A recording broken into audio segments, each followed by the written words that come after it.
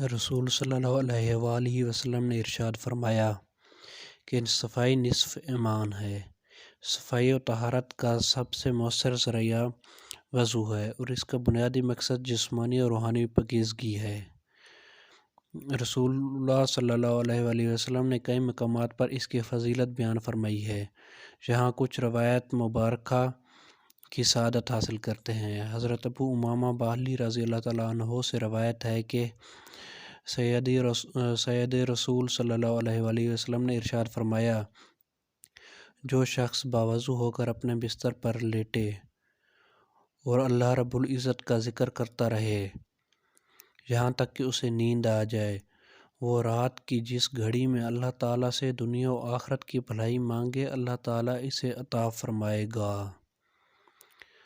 Number 2، حضرت ثوبان رضی اللہ تعالیٰ عنہ کا بیان ہے کہ حضور نبی کریم صلی اللہ علیہ وآلہ وسلم نے ارشاد فرمایا، دین پر قائم رہو اگرچہ تم اس کا احاطہ نہیں کر سکتے، اور یہ بات جان لو کہ تمہارے تمام اعمال میں سب سے افضل نماز ہے اور مومن کے سوا کوئی وضو کی پابندی نہیں کرتا۔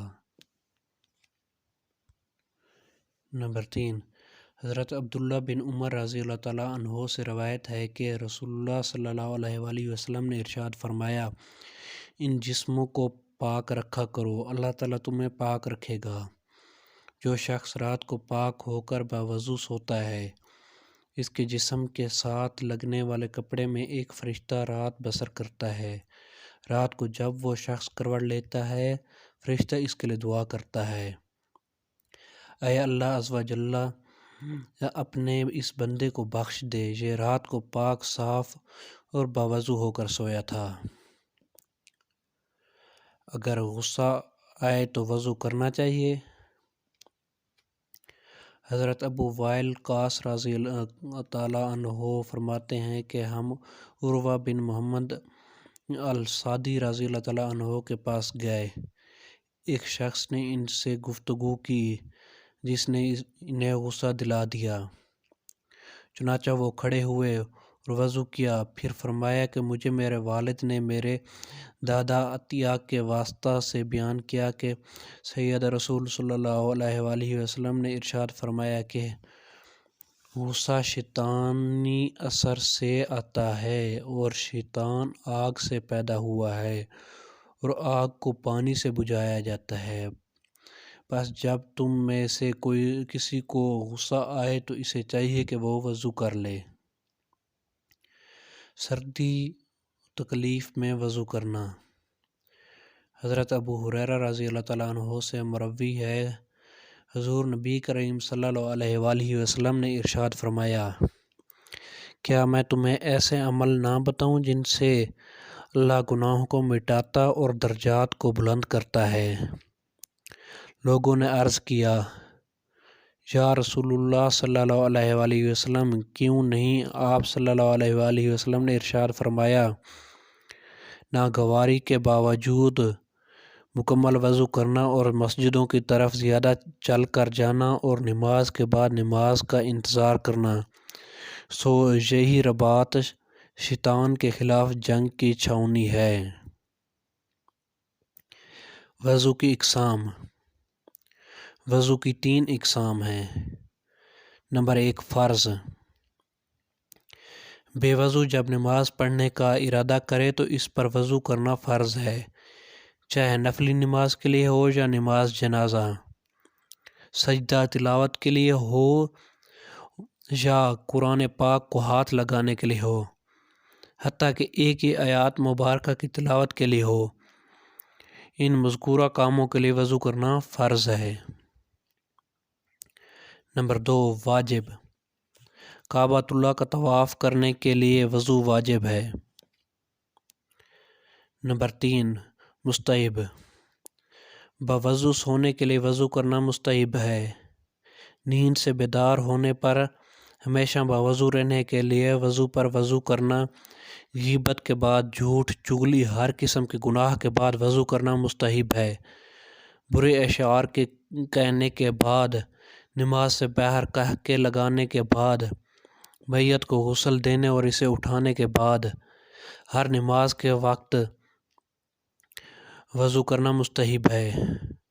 غسل جنابت سے پہلے آدمی کے لیے کھانا پینے، سونے اور جماع کا ارادہ کرتے وقت وضو کرنا مستحب ہے۔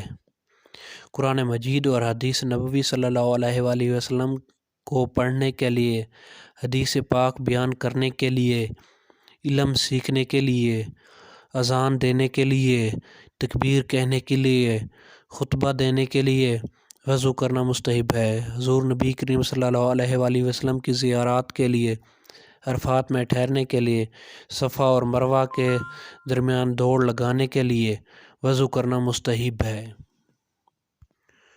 وضو کو توڑنے والی اشیاء۔ وضو کو توڑنے کے بارے میں علماء کرام نے فقہ کی کتب میں بہت تفصیل سے ذکر کیا۔ اختصار کی خاطر ان کا خلاصہ وضاحت مذکور ہے۔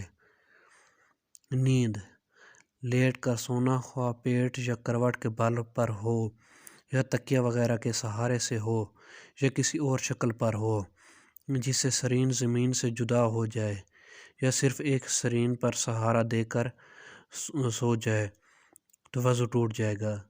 سہارے کا مطلب یہ ہے کہ اگر سہارا ہٹا لیا جائے تو وہ گر پڑے اور سرین زمین سے جدا ہو جائے، لیکن اگر بغیر سہارا لیے کھڑے کھڑے یا بغیر سہارا لگائے بیٹھ کر سو جائے، یا نمازی کی کسی حیت پر جو مردوں کے لیے مسنون ہو، مثلا سجدہ یا قاعدے میں مسنون طریقے پر سو گیا تو وضو نہیں ٹوٹے گا۔ اگر دونوں سرین پر بیٹھا ہے، گھٹنے کھڑے ہیں، ہاتھ پنڈلیوں پر لپٹے ہوئے ہیں اور سر گھٹنوں میں ہے تو اس حالت میں سونے سے وضو نہیں ٹوٹے گا۔ البتہ بیمار لیٹ کر نماز پڑھتا تھا، نیند آ گئی، وضو جاتا رہا۔ فائدہ: انبیاء علیہ السلام کا سونا ناقص وضو نہیں، ان کی آنکھیں سوتی ہیں، دل جاگتے ہیں۔ بے ہوشی، خواہ بیماری یا کسی اور وجہ سے ہو، مثلا غشی، جنون، مرگی اور نشہ وغیرہ سے بے ہوشی ہو جائے تو وضو ٹوٹ جاتا ہے۔ نماز کے اندر قہقہ مارنا، یعنی اس طرح کھکھلا کر ہنسنا کہ اس کے برابر والا سن لے۔ قہقہ وضو اور نماز دونوں کو توڑتا ہے، خواہ عمدن ہو یا سہون۔ اگر نماز کے باہر قہقے سے ہنسے تو وضو نہیں ٹوٹتا۔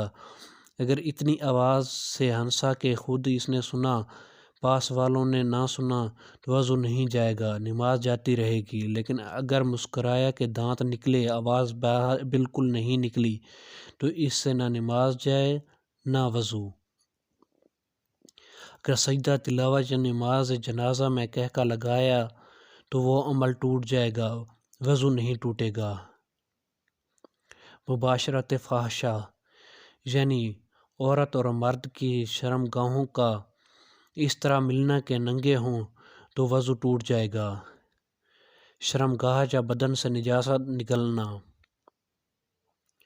آگے یا پیچھے کی شرمگاہ سے کسی چیز کا نکلنا، مثلا پاخانہ، پیشاب، استحاضہ کا خون وغیرہ۔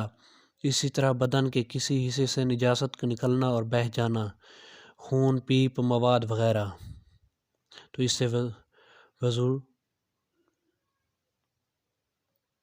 ستر کا کھلنا، نماز کے دوران اگر ستر کھل جائے اور کوئی اسے دیکھ لے تو اس سے وضو نہیں ٹوٹتا، البتہ اگر دوران نماز بدن کے واجب الستر اعضاء میں سے کسی اعضاء کا چوتھائی یا اس سے زیادہ حصہ 3 تسبیح کے مقدار کھلا رہ جائے تو اس سے نماز فاسد ہو جائے گی، خواہ کوئی دیکھے یا نہ دیکھے۔ ہاں، اگر کھلتے ہی فوراً چھپا دیا تو پھر اس سے نماز پر کوئی اثر نہ پڑے گا۔